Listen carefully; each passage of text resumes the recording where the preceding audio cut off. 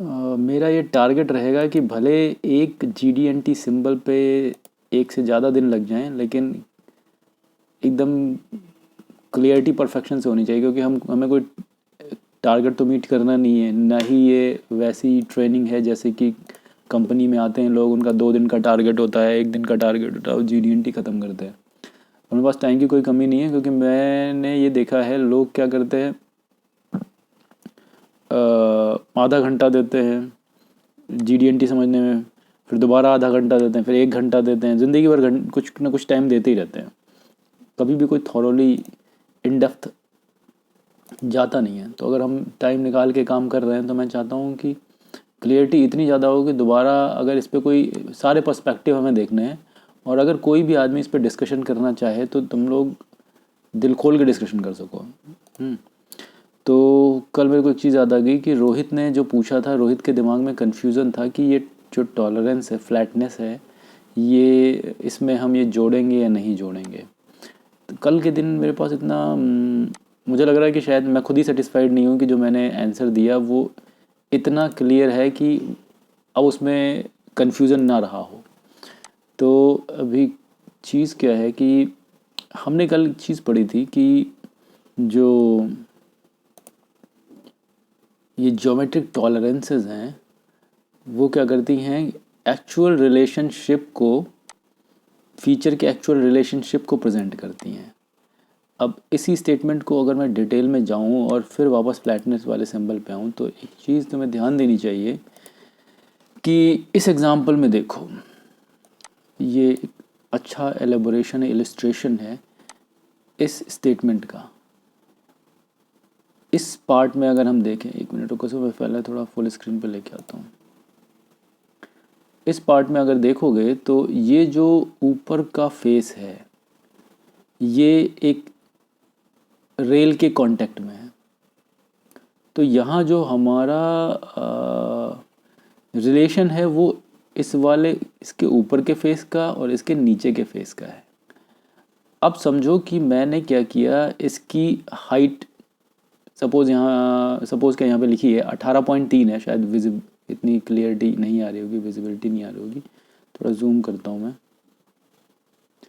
इसकी डायमेंशन है 18.13। अब ये 18.13 हो जाए, एक 4 हो जाए, एक 6 हो जाए, नहीं 10 आएगी हो सर। जाए, क्या इस फेस के रिलेशन इसके और इसके बीच में फिटमेंट में कोई प्रॉब्लम आएगी?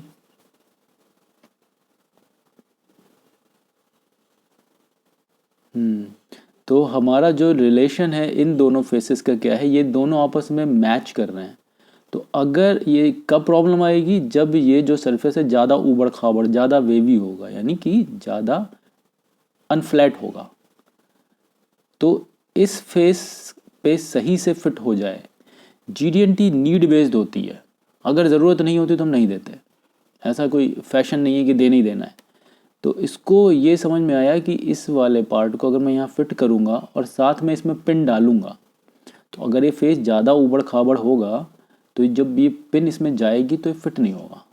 तो उसने क्या देखा कि डिज़ाइनर ने, कि अगर मैं यहाँ पे फ्लैटनेस डिफ़ाइन कर दूँ तो मैं क्या, फिर मैं जब इस फेस को इस फेस पे बट कराऊंगा और फिर पिन डालूंगा तो ये फेस आराम से सेट हो जाएगा और असेंबली हो सकेगी।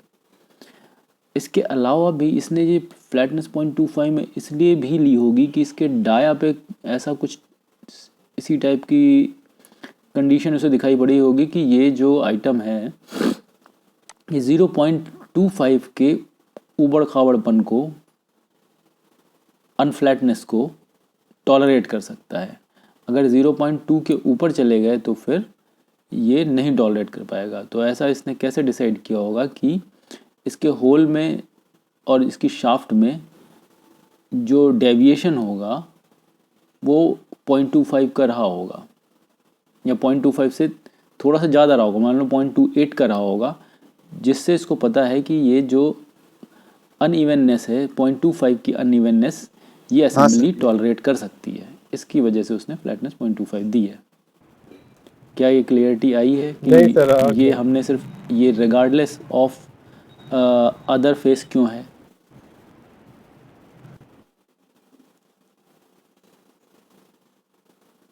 रोहित बाबू सवाल तुम्हारा था, तुम्हारी तरफ से तो कोई आवाज़ ही नहीं आ रही है यहाँ पे। रोहित है, क्लियर है, ओके। चलो अब हम आगे बढ़ते हैं। जो कल फर्दर हमने बात करी थी इसको कैसे इंस्पेक्ट करते हैं वगैरह वगैरह, तो उसमें थोड़ा सा डिटेल में हम जाते हैं। शायद जो मैं पेपर पे या वो स्केचिंग कर रहा था वो इतनी क्लियर ना हो रही हो। तो इस तरीके से ये देखो, ये दिखाया हुआ है कि फ्लैटनेस जो मेज़रमेंट हम करते हैं,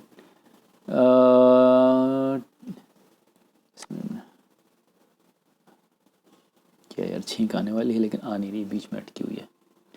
तो एक मिनट, TIR और ये किसका, कुछ चीज़ें तो मुझे खुद में, total indicator reading and full indicator movement.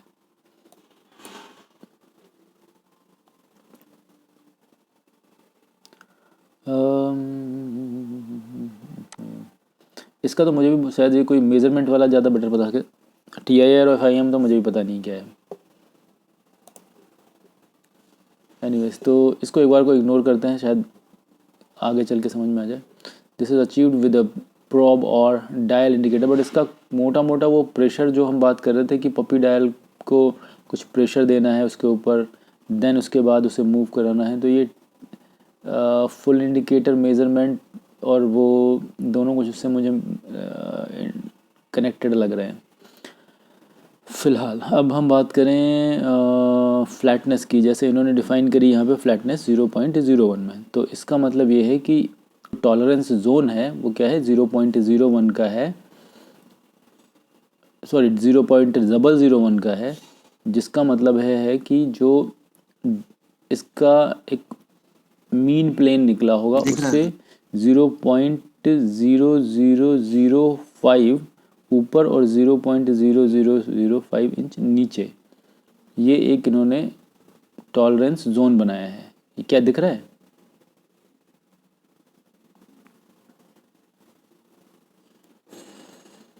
ठीक है। अच्छा, दूसरा ये कि इन्होंने जैसा हमने बताया था कि surface must be levelled optimum plane so that the probe sees only hills and valleys of flatness error.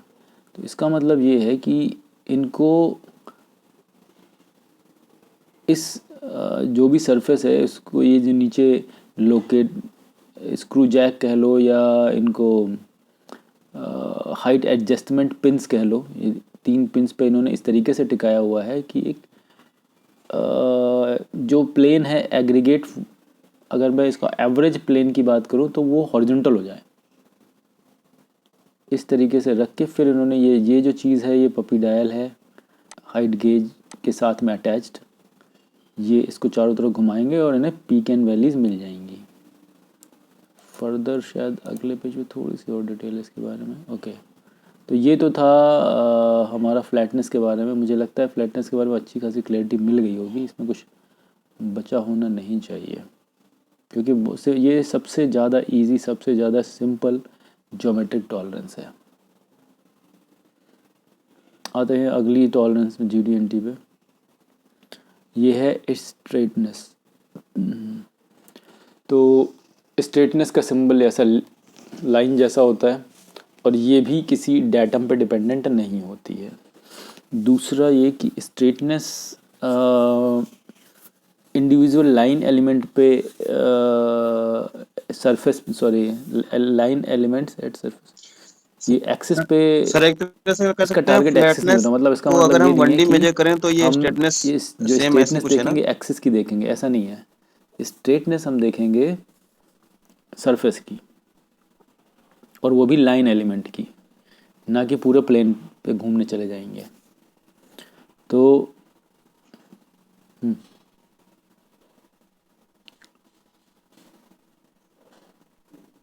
हाँ, कुछ कुछ ऐसा ही है, कुछ कुछ नहीं,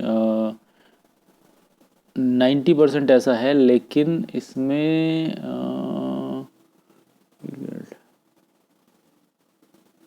नहीं, सही कह रहे हो, ऐसा ही है। ठीक है, सही कह रहे हो, एकदम सही समझो तुम। तो अब जैसे इसकी इन्होंने स्ट्रेटनेस डिफाइन कर दी है 0.0002, तो क्या है कि हमारा ये 0.0002 जो है इंच, ये हमारा टॉलरेंस जोन है। तो एक हाफ, मतलब इसका जो एवरेज मीन लाइन कह लो, इसकी जो मीन, एक मिनट, ये कुछ और सा लग रहा है। एक्चुअली इस टाइप की टॉलरेंसेस जो होती हैं आधी नीचे और आधी ऊपर होती हैं, यानी कि 0.0001 ऊपर और 0.0001 नीचे, जैसे कि फ्लैटनेस में था। ओके,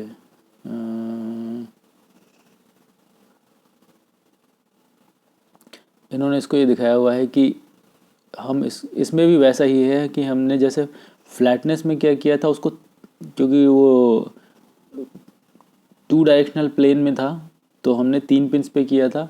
यहाँ पे हम क्या करते हैं, एक डायरेक्शन प्लेन में, सॉरी ये वाला, तो पहले तो जो जिस चीज़ पे हमने रखा है उस चीज़ को हॉरिजॉन्टल कर लेंगे 2 स्क्रू जैक की मदद से। वैसे ये जो जितनी भी थ्योरीज़ है ना, ये पुराने ज़माने की थ्योरीज़ हैं, जब हम हाइट गेज वगैरह का यूज़ करते थे। ये है, ये एक बेस मेथड है, ओरिजिनल मेथड है जिसका यूज़ किया जाता था। अब इन सब चीज़ों के लिए हम सीएमएम का यूज़ करते हैं। वहाँ कुछ भी सीधा करने की ज़रूरत नहीं होती है। सीएमएम क्या करता है कि अगर इस पार्ट को तुमने टेढ़ा भी रखा हुआ है और उसके बाद 1 पॉइंट, 2 पॉइंट, 3 पॉइंट ले लो, और उस जो टेढ़ी लाइन खींची हुई है उस सीएमएम को ये कमांड करनी होती है कि कंसीडर दिस एज हॉरिजॉन्टल, तो उस टेढ़ी लाइन को सीधा समझेगा, और फिर उसके बाद जो बाकी मेजरमेंट करेगा वो उस टेढ़ी लाइन के रिस्पेक्ट में उसे सीधा समझते हुए करेगा। तो वहाँ पे चीज़ों को इस तरीके से, जैसे इन्होंने पुराने ज़माने में क्या करते थे, ये इस टाइप की एक चीज़ है, एक बीम सी है, बीम, ये जो नीचे वाली बीम है, और इधर साइड में एक स्क्रू जैक लगा हुआ है, इधर साइड में एक स्क्रू जैक लगा हुआ है, और इनको बैलेंस किया गया है, पूरा हॉरिजॉन्टल किया पहले। उसके बाद फिर इन्होंने क्या किया, अब ये क्या है, सेटअप विथ 2 जैक स्क्रूज, तो ये लेफ्ट और राइट वाले 2 जैक स्क्रूज हैं, इनको पैरेलल कर लिया, and uh we block jacks are use to level the line element, then uh top dead centre TIR। तो ये जो ऊपर वाली लाइन, मतलब इसकी 1D एलिमेंट जो बनेगा, इस, अगर मैं हर जगह जगह सेक्शन काटूं तो वो जो एक टेंजेंट लाइन बनेगी उसके ऊपर, उसको हॉरिजॉन्टल करने की कोशिश करी गई है। तो ये कुछ ऐसी सिचुएशन बन रही है कि ये एक एज सीधा हो गया, दोनों एजेस को बराबर लेके आ गए, और जो भी बीच का बचा हुआ है उसकी अनइवननेस को इन्होंने कैप्चर कर लिया। तो ये है स्ट्रेटनेस मेज़र करने का तरीका। बट ओके, तो आज का काफ़ी छोटा रहा मुझे लगा क्लास। स्ट्रेटनेस में फर्दर मैंने और ज़्यादा प्रेजेंटेशन का कुछ बनाया नहीं है। डिस्कार्ड, एक मिनट, चाहो तो वापस उसी पे आ जाते हैं, अपनी जो ASME का स्टैंडर्ड है। आज तो काफ़ी जल्दी निपट गया यार, मुझे लग रहा है कम से कम ज़्यादा डिटेल्ड चीज़ें चाहिए होनी चाहिए थी। अब मेरे पास प्रेजेंट करने के लिए इस टाइम बहुत ज़्यादा कुछ नहीं है। मुझे लग रहा था कि इसमें काफ़ी लंबा टाइम खिंच जाएगा। तुम्हारे लोगों का क्वेश्चन हो तो शायद हम उस पर और बात कर सकें।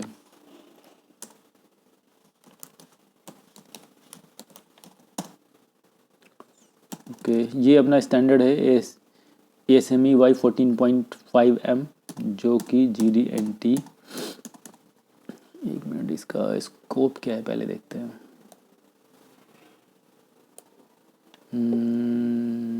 Documentation practices, dimensioning and tolerancing in drawing and related documentation practices. तो ये केवल GD&T के लिए नहीं है। Dimensioning and tolerancing, engineering drawing and related documentation practices, इसका स्कोप Ctrl+F। कभी भी किसी स्टैंडर्ड के बारे में जानना हो वो क्या कह रहा है तो सबसे पहले उसका स्कोप पढ़ो, ठीक है। Let's see, one number page पे स्कोप दे रहे हैं, फॉरवर्ड, ये 1 नंबर पेज नहीं है।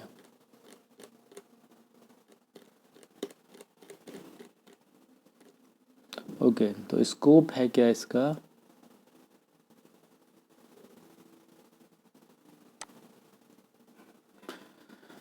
तो ये केवल ज्योमेट्रिक डायमेंशन टॉलरेंस के बारे में नहीं बता रहा है. This standard establishes uniform practices for stating and interpreting dimensioning, tolerancing and related requirements for use on engineering drawings. तो ये डायमेंशनिंग और टॉलरेंसिंग के इंटरप्रिटेशंस, मतलब उसको कैसे समझना है, को कैसे इंटरप्रेट करना है इंजीनियरिंग ड्राइंग के टर्म्स में, और उससे रिलेटेड डॉक्यूमेंट्स में उन डायमेंशनिंग को कैसे, उन डायमेंशन और टॉलरेंसेस को कैसे इंटरप्रेट करना है, कैसे पढ़ना है, उसके मेथड को बताता है. For a mathematical explanation of many of the principles in this standard, CASME 14.1 practices unique to architectural and civil engineering and welding symbology are not included. Okay, तो इन्होंने इतने ये इंक्लूड नहीं किया है वेल्डिंग सिम्बोलॉजी और सिविल इंजीनियरिंग से related चीज़ों को. ओके, वैसे मैंने भी कभी ये इस स्टैंडर्ड को पूरा पढ़ा नहीं, जो ज़रूरत पड़ी वही पढ़ लिया. डायमेंशन का मतलब होता है अनन्यूमेरिक. क्या बात है, ये तो एक तरीके से जैसे डिक्शनरी होती है उस तरीके से उन्होंने डिटेल में क्लियर किया हुआ है कि डायमेंशन क्या होते हैं. न्यूमेरिकल वैल्यू और mathematical expression in appropriate unit of measure used to define the form, size, orientation or location of a part or feature. Okay, जो हमने बेसिक डायमेंशन जो हम पढ़ते हैं, जैसे बेसिक और रेफरेंस डायमेंशन की बातें करते हैं, तो बेसिक डायमेंशन का a theoretical exact dimension. Basic dimension is indicated by one of the methods. ये आगे दिखाई पड़ेगा. थ्योरेटिकल एग्जैक्ट डायमेंशन का मतलब है कि वो पेपर पे तो एग्जैक्ट है और उसका यूज़ सिर्फ मेज़रमेंट के रेफरेंसेस के तौर पे होता है, बट वो फीचर में वो डायमेंशन वास्तव में मेज़र नहीं करी जाती है. हम जब बेसिक डायमेंशन की बात करें तो बेसिक डायमेंशन उन लिमिट्स को अचीव करने के लिए, मतलब स्टार्ट पॉइंट और एंड पॉइंट तक पहुंचने के लिए जो जिसके अगेंस्ट हम कंपेयर कर रहे हैं, वहाँ तक पहुंचने के लिए ज़रूरत होती है उसकी, बट वो रियल डायमेंशन में या किसी डायमेंशनल रिपोर्ट में कहीं भी रिपोर्ट नहीं करी जाती है basic dimension. Next is reference dimension. का नाम सुना होगा तुम लोगों ने. यार कहीं तो मैंने आज कुछ तो बनाया था रेफरेंस डायमेंशन. ओह अच्छा, अभी मैंने तो आधा ही किया हुआ है. मुझे याद आया मैंने कुछ चीज़ें पीछे इस शीट जो प्रेजेंटेशन है इसमें पीछे ऐड करी हुई हैं. रेफरेंस डायमेंशंस वो होती हैं जो, अभी एग्जांपल दिखाता हूँ, मैंने उसमें डाला भी है. पीछे जो मैं सिंबल्स वगैरह मैंने ऐड किए थे, वेयर इज़ दैट, यस यहाँ पे. तो जब मैं आज कुछ देख रहा था तो मुझे लगा इन सब चीज़ों के बारे में, जो कन्वेंशंस हैं इस स्टैंडर्ड में जो आगे चल के यूज़ होने वाली उनके बारे में भी बात करनी चाहिए हमें. तो जो डेटम टारगेट्स हैं, पता नहीं मैंने कल ही बताया था, डेटम इस तरीके से देखने को मिलेगा आगे स्टैंडर्ड में. जैसे डेटम ए है तो वो डायमेंशन के साइड में मिल सकता है, मतलब लेफ़्ट साइड में मिलेगा, राइट साइड में मिलेगा, मिड में मिल सकता है डेटम. इस तरीके से लिखा होना. इस एस डाया लिखा हुआ है तो स्फेरिकल फीचर के ऊपर डेटम अगर लगाना है तो इस टाइप से दिखेगा. अरे मुझे समझ नहीं आ रहा इसकी हालत इतनी गंदी कैसे हो गई है, मतलब इनकी क्लैरिटी इतनी ख़राब क्यों है फ़ोटोज़ की. वाह क्या बात है, जब मैं इसको प्रेजेंटेशन मोड में लेके जाता हूँ तो ये इतनी ख़राब हो जाती है. कुछ तो गड़बड़ है. चलो ओके, तो मैं एक काम करता हूँ, जिसके ऊपर मैं बात कर रहा हूँ उसको फ्रंट पे ले आता हूँ और फुल स्क्रीन कर ऐसे रखता हूँ. अरे ठीक होगा फ्रंट. ओके, तो वन बाय वन चीज़ों पर बात कर लेंगे. मुझे लग रहा है अभी इसकी क्लैरिटी थोड़ी बेटर होगी, पहले ब्लर हो रहा था. तेरी तो ये क्या है. ओके तो ये एक्सप्लेन करता है प्लेसमेंट ऑफ डेटम फीचर को। मैं अभी कन्वेंशंस पे आ रहा हूँ और मुझे लग रहा है टर्मिनोलॉजी कन्वेंशन ये सब समझना पहले ज़्यादा ज़रूरी है, उसके बाद हम डिटेल चीज़ों पे आएंगे, क्योंकि इनकी सबकी आगे चल के बार बार ज़रूरत पड़ती रहेगी। तो एक तो ये डाटा इस तरीके, ये ड्राइंग पे भी देखने को मिलेंगे, जैसे कभी स्फेरिकल ज्योमेट्री है वहाँ पे डाटम लगाना है तो कैसे लगा दें। डाया पे इस टाइप से आप लगा सकते हो। फ़िलहाल ये मेरे को लग रहा है जब ज़रूरत पड़ेगी उस टाइम रेफ़र करने लायक चीज़ है। स्लॉट है उसमें ऐसे लग सकता है datum. Now coming next thing that is why ठीक है। Placement of datum feature symbol condition with, ये तो हमारा क्या था, ये जो भी हमारे डाटम टारगेट्स हमने दिखाए थे वो थे डायमेंशन के साथ में। अगर डायमेंशन है और उस पर डाटम सेट करना है तो डाटम फीचर को के सिंबल को फीचर कंट्रोल फ्रेम के साथ ऐसे प्लेस करना है, या ऐसे प्लेस करता हुआ मिलेगा इस टाइप से। फीचर कंट्रोल फ्रेम के साथ में अगर मैं किसी ये सर्किल जो है, इस सर्किल को मैं डाटम बना रहा हूँ और इसके ऊपर हमने ऑलरेडी पोजीशन और बहुत सारी ज्योमेट्रीज दे रखी हैं, तो ऐसा नहीं है इसको उठा के मैं किसी डायमेंशन के ऊपर लगाऊंगा या अलग से कोई डायमेंशन दूंगा। फीचर कंट्रोल फ्रेम के ऊपर भी मैं डाटम शो कर सकता हूँ नहीं, करना है। इसके बाद इस टाइप की जो चीज़ें हैं किसी ड्राइंग में इस टाइप से डाटम दिखाई पड़ेगा। और एक्चुअली जब कोई पॉइंट ये मैंने क्लियर बता दिया था कि जो डाटम है वो आइडियल रेफरेंसेस हैं जहाँ से हम डायमेंशनिंग शुरू करेंगे, या जिसको हम डायमेंशनिंग के टाइम पे यूज़ करेंगे एज ए स्टार्ट और एंड पॉइंट। तो अगर मेरे को किसी पॉइंट को डाटम टारगेट देना है तो ऐसा क्रॉस बना के और पॉइंट को लोकेट करूँगा मैं कि पॉइंट की लोकेशन ये है ड्राइंग पे, और उसके ऊपर इस टाइप से मैं डाटम दे दूँगा। This is also the presentation, the way of presenting datum. यहाँ पे हम वो ये वाला डाटम नहीं बनाएंगे। और इसको जब रियल वर्ल्ड में कोई मेज़र करेगा, इसका मतलब ये होगा कि एक पिन रख, ये बता रहा है ड्राइंग बनाने वाला कि आप इस पॉइंट के ऊपर इसको लोकेट करो, इस पार्ट को।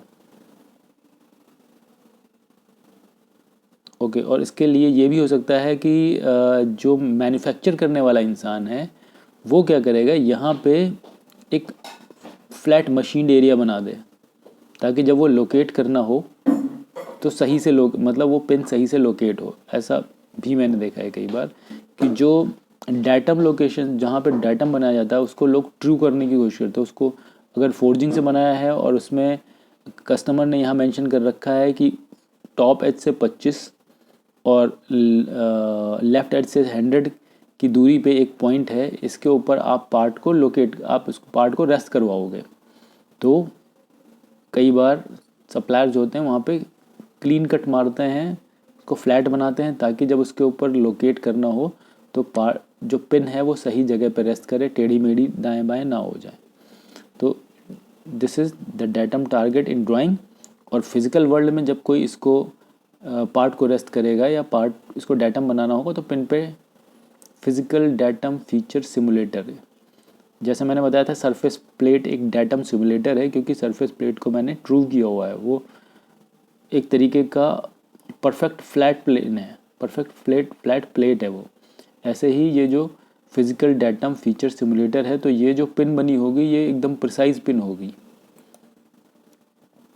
ठीक है। नाउ डाटम टारगेट लाइन, अगर डाटम टारगेट कोई लाइन है, ये हमारा ड्राइंग पे किसी को जैसे मैंने बताया था कि डिज़ाइनर को ज़रूरत है कि मैं 1 या 2 या 3 डाटम पॉइंट्स बना दूं और सप्लायर को बता दूं कि यहाँ पे रख के आपको पार्ट को रखना है और यहीं इसके बेस पे आपको पार्ट को ट्रू करना है या प्रॉपर रेस्ट करना है तो इस तरीके से बता सकता है। अगर ये सारे डिज़ाइनर को टूल्स बताए जा रहे हैं कि आप अपनी ड्राइंग पे अपने विचार को जो आपके दिमाग में आ रहा है उसको कैसे प्रेजेंट करो। जैसे कि अगर डिज़ाइनर चाहता है किसी लाइन एलिमेंट को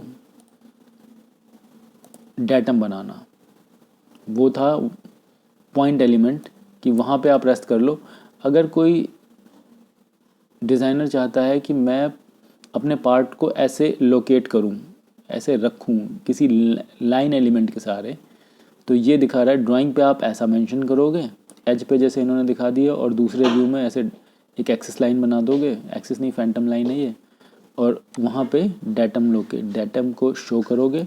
और इसका मतलब रियल वर्ल्ड में जो इसको मेज़र करने वाला होगा उसके लिए क्या होगा कि इस लोकेशन पे एक पिन खड़ी कर देगा वो, और पार्ट को उससे सटा के लोकेट करेगा या रेस्ट कर। जब हम डेटम की बात करते हैं या GDNT की बात करते हैं तो हम 3 चीज़ों पे ध्यान देते हैं। एक तो एक रेस्टिंग प्लेन होता है, 2 लोकेटर होते हैं कम से कम, जिनके बेस पे मैं किसी पार्ट को परफेक्टली अनमूविंग कंडीशन में, मतलब कि अब वो हिलेगा नहीं और अब उसकी पोजीशन डिफाइंड हो चुकी है, वो किसी प्लेन पे स्थिर है। तो जैसे कि अगर मैं एग्जांपल के तौर पे बताऊं, मुझे मान लो कि ये एक ब्लॉक है, इसको मैं टॉप से देख रहा हूँ, सॉरी इसको साइड से मैं देख रहा हूँ। अब इसको मुझे अगर रेस्ट कराना है तो पहले तो मुझे एक रेस्टिंग प्लेन होना चाहिए जहाँ पे मैं इसको रखूँ, तो वो ये हो गया। इसके बाद अभी इसकी सारी डिग्रीज ऑफ फ्रीडम ब्लॉक नहीं है। अभी मैं बात करूं तो ये पार्ट जो है ऐसे ऐसे मूव कर सकता है और ऐसे ऐसे मूव कर सकता है। तो इसकी सारी डिग्रीज ऑफ फ्रीडम्स को अरेस्ट करने के लिए हमें एक लोकेटिंग प्लेन देना पड़ेगा कि ये लोकेट हो गया। अब ये दाएं बाएं नहीं हिलेगा, या कम से कम एक डायरेक्शन में, इस डायरेक्शन में नहीं। अगर मैं XYZ की बात करूं तो इस डायरेक्शन में मैं इसको अगर इस डेटम से, इस वॉल से रेस्ट करा दूं तो मेरा ये लोकेटिंग प्लेन हो गया। और कम से कम एक और लोकेटिंग प्लेन चाहिए कि मतलब अगर मैं बात करूं टॉप से देख रहा हूं तो उस कंडीशन में मैं इसको ऐसे देख रहा हूं टॉप से, तो मेरे को यहाँ पे एक वॉल मिल गई, मतलब यहाँ पे एक रेस्टिंग मिल गई। मुझे पता चल गया कि इस जगह पे मैं इसको सेट कर दूं, ठीक है, इसको आप डेटम कह सकते हो। अब मेरे पास लेफ़्ट राइट में अभी इसकी लोकेटिंग नहीं हुई है। कि अगर मैं बात करूं मेज़र करने की, ठीक है, अगर मैं इस वॉल को मेज़र करना चाहता हूं तो मुझे यहाँ पे ऐसी कोई चीज़ नहीं जिसके रेफरेंस से मैं इसको मेज़र करूं। ये ट्रू नहीं है, ये पार्ट का फीचर है, ठीक है। तो मैं क्या करूँगा कि एक दूसरा लोकेटिंग प्लेन ये दिखाता हूँ और इससे मैं इसे मेज़र करूँ। मतलब स्टार्ट पॉइंट ये होगा, यहाँ से मैं इसे इसको मेज़र कर सकता हूँ। तो इसको ये समझ सकते हो जो मैंने बाउंड्रीज़ बनाई हैं इन्हें कम से कम 3 datums, primary tertiary secondary, primary secondary और टर्सरी डेटम्स भी इनको बोलते हैं। प्राइमरी हो गया रेस्टिंग, सेकेंडरी हो गया लोकेटिंग, एंड टर्सरी भी हो गया लोकेटिंग। मतलब मैं अभी इस टाइम ये जो व्यू है ये टॉप से है, मैं ऊपर से देख रहा हूँ। तो एक ये वाली जो वॉल है, थोड़ा सा कंफ्यूज हो गया होगा, ये वाली वॉल उधर है, मतलब उस तरफ, इस पार्ट के उस तरफ, ठीक है। तो ये मैं यहाँ पे इसलिए आया हूँ क्योंकि हम यहाँ अभी ये जो दिखा रहे हैं कि फिज़िकल डेटम सिमुलेटर कोई पॉइंट बना रहा है, कोई लाइन बना रहा है, इसकी ज़रूरत क्यों पड़ रही है? टू लोकेट द पार्ट, कि यहाँ से मैं मेज़र करना शुरू करूँगा।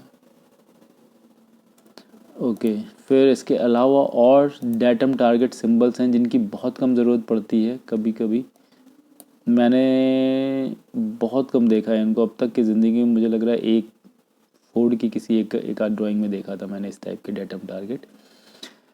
तो ये जो डेटम टारगेट सिंबल हैं ये भी जो A1 A2 A3 है, ये सब डेटम टारगेट्स हैं। और अगर उसके ऊपर डाया या कोई वैल्यू दे रखी है तो इस बात को बताता है कि वो जो डेटम टारगेट है उसका डायमीटर इतना है। जैसे कि यहाँ पे अगर देखो तो ड्राइंग पे इन्होंने अगर ये डाया 12 दिखा रखा है तो उसका मतलब है कि डाया 12 का क्लीन एरिया उसको चाहिए जहाँ पे वो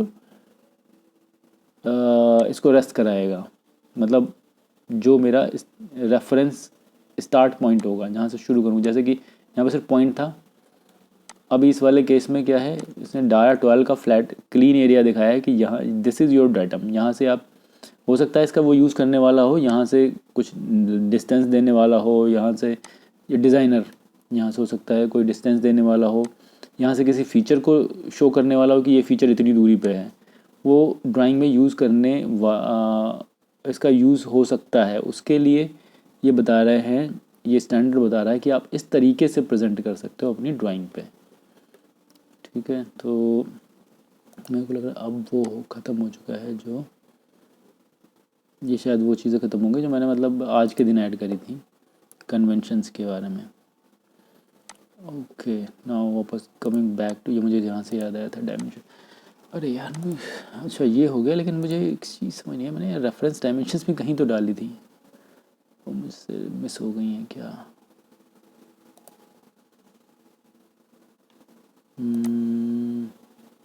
नहीं, ओके चलो अभी वो स्टैंडर्ड पे वापस आते हैं क्योंकि थोड़ा अजीब सा मैसी हो गया।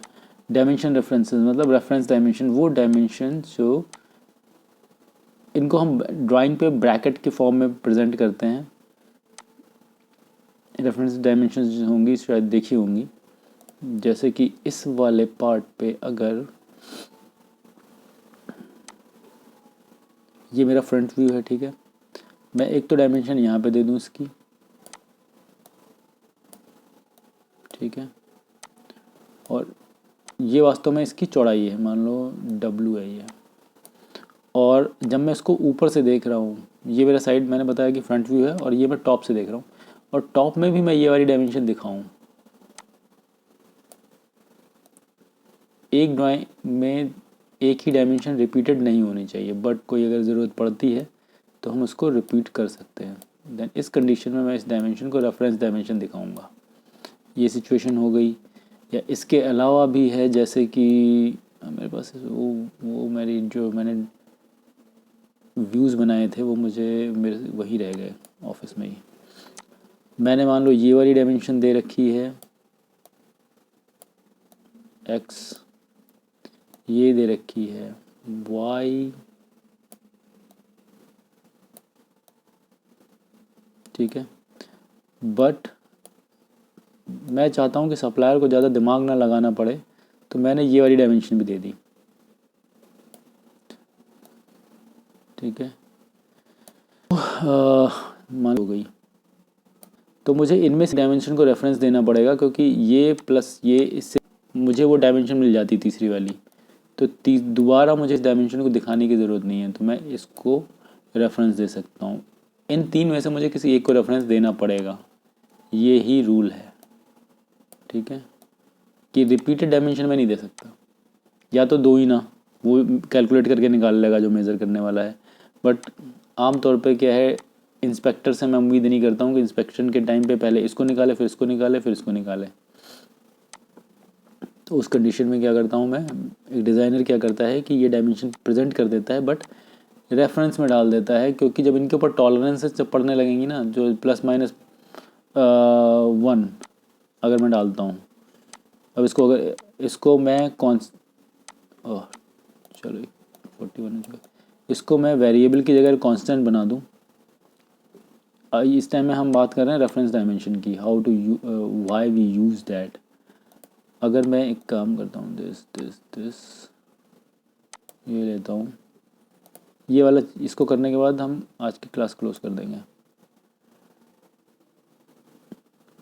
तो मान लो ये है 10 mm, ये है 5 mm, ठीक है, तो ये बन गई अपनी 15 mm, ठीक, ठीक है। अब मैं बात करता हूँ 10 के ऊपर प्लस माइनस 1 की टॉलरेंस है, मान लो 10 प्लस 1 आ गया, ठीक है, और ये 5 प्लस 1 आ गया, इस पर भी प्लस माइनस 1 है, 5 प्लस 1 आ गया, ठीक है। तो ये हो गया अपना 11, और ये हो गया 6। ठीक है, तो आइडियली ये मेरे पास जो आनी चाहिए, अब कस्टमर ने यहाँ पर और इसके ऊपर डायमेंशन डिफाइन कर दी। सपोज 15 है तो इसके ऊपर अगर मैंने रेफरेंस नहीं दी है तो जनरल टॉलरेंस यूज़ होगी, और अगर रेफरेंस दे रखी या फिर अगर मैंने इंडिविजुअल टॉलरेंस दे रखी है तब कॉन्फ्लिक्ट क्रिएट होगा।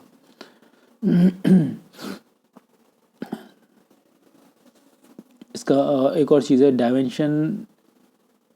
अभी जब हम यहाँ पे आ गए हैं टॉलरेंसिंग वगैरह पे, तो एक और टर्म होता है जिसको हम कहते हैं टॉलरेंस स्टैकअप। इसका मतलब ये होता है कि अगर यहाँ पे 10 पे ±1 की दे रखी की टॉलरेंस दे रखी है और 5 पे ±1 की दे रखी है, तो इसका मतलब ये नहीं कि 15 के ऊपर मेरे को सीधे सीधे टॉलरेंस मिल जाती है ±2 की, क्योंकि ये माना जाता है कि ऐसा नहीं है कि सारे पीसेस में ये प्लस, और ये अगर मैंने टॉलरेंस ±1 की दे रखी है तो ये भी +1 पे चला जाएगा, ये +1 पे चला जाएगा, ऐसा हो ही नहीं सकता। तो जो स्टैकअप होता है उसमें हम रूट मीन स्क्वायर लेते हैं, यानी कि इसकी टॉलरेंस का सर टॉलरेंस का रूट स्नैप और उसको सम करते हैं, टॉलरेंस मतलब सिंक RMS क्या वैल्यू दोनों एक उसकी ही नहीं चीज़ होती। हैं? मेरे को याद नहीं आ रहा है कि इसका अंडर रूट लेके ये जो आपने उनको बताया सम अभी, करके फुल और स्क्वायर करना टॉलरेंस होता है, सिंक नहीं जो दिया ये ऐसा होता जाता है है जब सॉरी। असेंबली पार्ट में होता है, जैसे इसकी क्या टॉलरेंस है दोनों एक 1 ही का या अलग अलग स्क्वायर चीज़ें हैं? +1 का स्क्वायर और फिर उसका अंडर रूट, हाँ सॉरी तो यानी कि √2, ऐसा हुआ ना। तो जो इसके ऊपर टॉलरेंस आएगी वो √2 से ज़्यादा नहीं होगी, वो जो रियल वर्ल्ड में बनेगा ये। तो इस एम्बिग्यूटी से बचने के लिए हम जो इन तीनों डायमेंशन को ना देके एक को रेफरेंस दे देते हैं, जो आएगा वो आएगा। कुछ क्लैरिटी हुई है? सब कंफ्यूजिंग हो गया कि ये रेफरेंस डायमेंशन की थ्योरी कहाँ से आई है, हम क्यों एक को रेफरेंस देते हैं।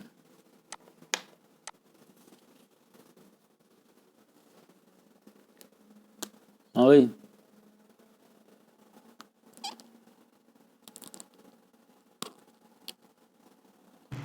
क्या क्या टॉलरेंस टॉलरेंस सिंक। स्नैप।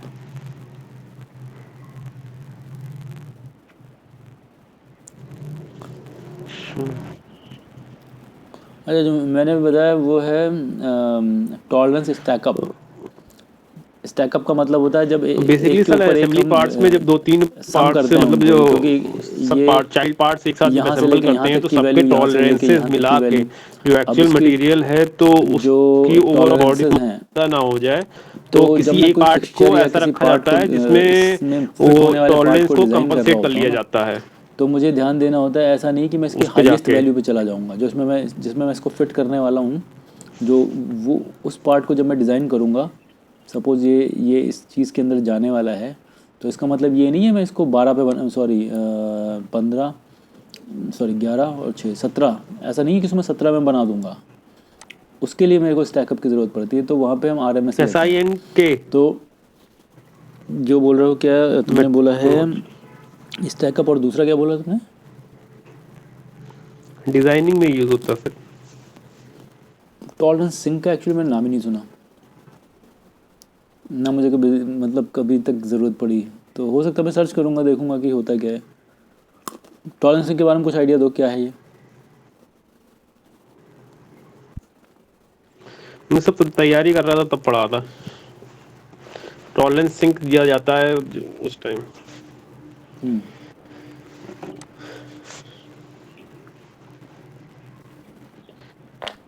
हम्म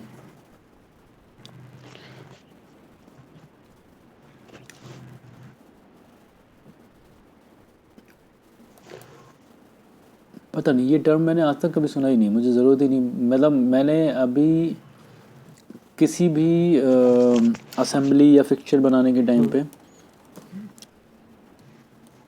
इसकी ज़रूरत आई नहीं मेरे को। टॉलरेंस SINC SINK, होता तो कुछ है।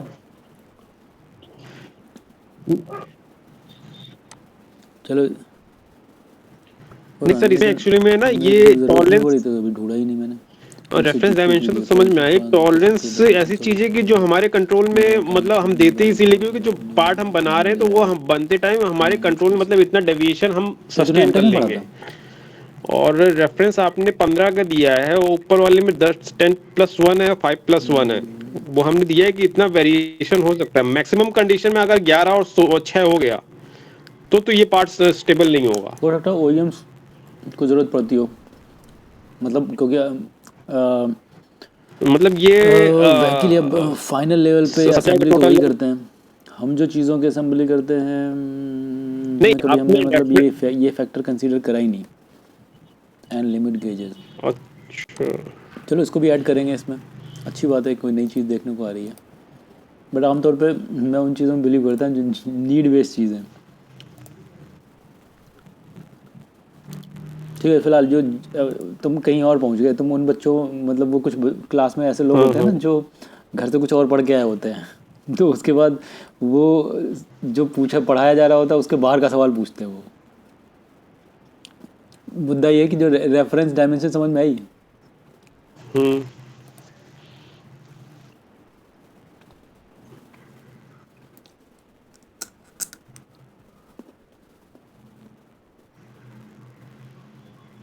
हम्म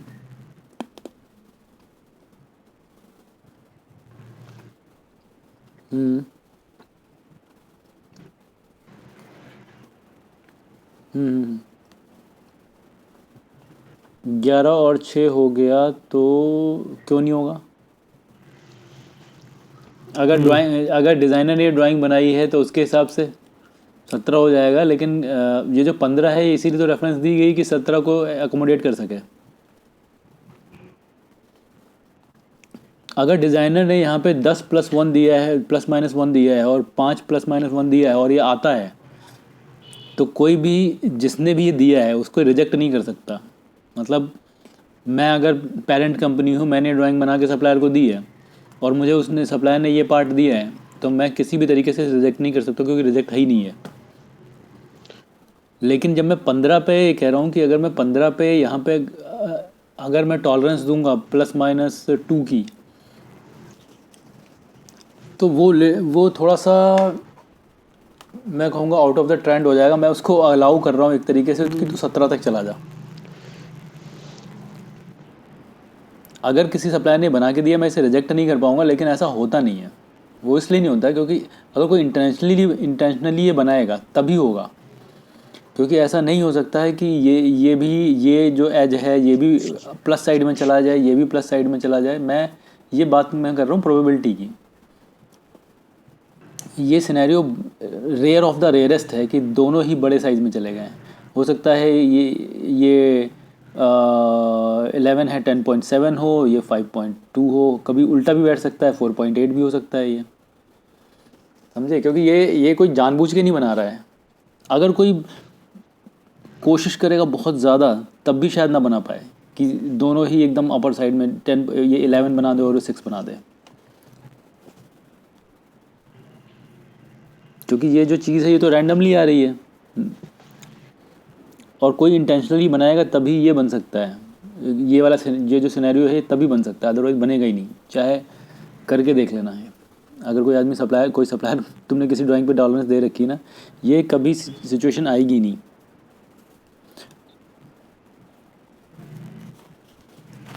ठीक है, तो फिलहाल रेफरेंस वाली थ्योरी क्लियर हुई कि हम रेफरेंस क्यों दे रहे हैं। कि अगर मैं यहाँ पे 15 दे दूंगा तो ये क्या होगा कि इस पे सब जगह मैं टॉलरेंस से बाउंड करूँगा नहीं, करते भी नहीं हैं लोग। जहाँ पे ज़रूरत होती है सिर्फ वहीं टॉलरेंस डालते हैं। ये चीज़ फिट होने वाली है, यहाँ पे मैं टॉलरेंस डालूंगा। ये हवा में रहने वाली, इस पर टॉलरेंस डालूंगा ही नहीं मैं। अगर मैं टॉलरेंस नहीं डालूंगा तो उस कंडीशन में क्या होगा, ये जाएगा इस पर जनरल टॉलरेंस लेगा आदमी, और तभी पार्ट रिजेक्ट हो जाएगा। मतलब रिजेक्ट नहीं होगा, कॉन्फ्लिक्ट क्रिएट करेगा। 15 के ऊपर ज़्यादा से ज़्यादा आएगी +-0.8 की टॉलरेंस। 0.8 भी नहीं आएगी एक्चुअली, ये तो मैंने बहुत बड़े बड़े बना रखे हैं +-1। ये आमतौर पे 10 के ऊपर +-0.1 देगा कोई, अगर मशीन्ड पार्ट है। प्रोसेस के ऊपर भी डिपेंड करता है, क्योंकि कोई भी आदमी अगर मशीनिंग से बनवा रहा है तो भले उसको ज़रूरत ना हो तो इतनी खुली टॉलरेंस नहीं देगा, जनरल टॉलरेंस डाल देगा। ठीक है, फिलहाल रेफरेंस की थ्योरी यही है कि जब कोई डायमेंशन डबल टाइम होती है या जैसे इस टाइप के सिचुएशंस बन रही हैं, ड्राइंग का एक बेसिक रूल है, ड्राइंग में सुपर फ्लॉसेस नहीं होने चाहिए, ड्राइंग में मिसिंग डायमेंशंस नहीं होनी चाहिए। ऐसी कोई डायमेंशन नहीं होनी चाहिए जो पड़ी ना हो, और ऐसी कोई डायमेंशन नहीं होनी चाहिए जो डबल हो। अगर डबल है 2 टाइम्स आ रही है, कैसे भी, चाहे जोड़ के आ रही हो चाहे लिख के आ रही हो। जैसे ये वाला सिनेरियो था, एक व्यू में मैंने W दे रखा है और दूसरे व्यू में फिर W दिया है सेम ही डायमेंशन को, तो मुझे वो रेफरेंस बनानी पड़ेगी। सिमिलरली दूसरा वाला केस है जहाँ पे मैंने 2 विड्थ दे रखी हैं, उनका सम Z आ रहा है, तो उनमें से किसी एक को मुझे रेफरेंस देना पड़ेगा। ये अभी मोटा मोटा इतना समझ लो, रटना चाहो तो रट भी सकते हो इसे भी। तो ओके, तो अभी वापस GD&T पे। आज वैसे भी, आज भी मैंने सोचा था आधे घंटे में निपटा दूंगा, लेकिन आज फिर खिंच गया लंबा। ख़त्म तो वैसे हो गया था ये एक आधे घंटे में। चलो कल के दिन हम ये जो स्ट्रेटनेस है इसके फर्दर एग्जांपल्स देखेंगे, प्रैक्टिकल एग्जांपल्स ड्राइंग वाले या फिजिकल वर्ड के। तो स्ट्रेटनेस पे और डिटेल में कल बात करेंगे, ठीक है। आज का एंड करते हैं हम। Bye everyone.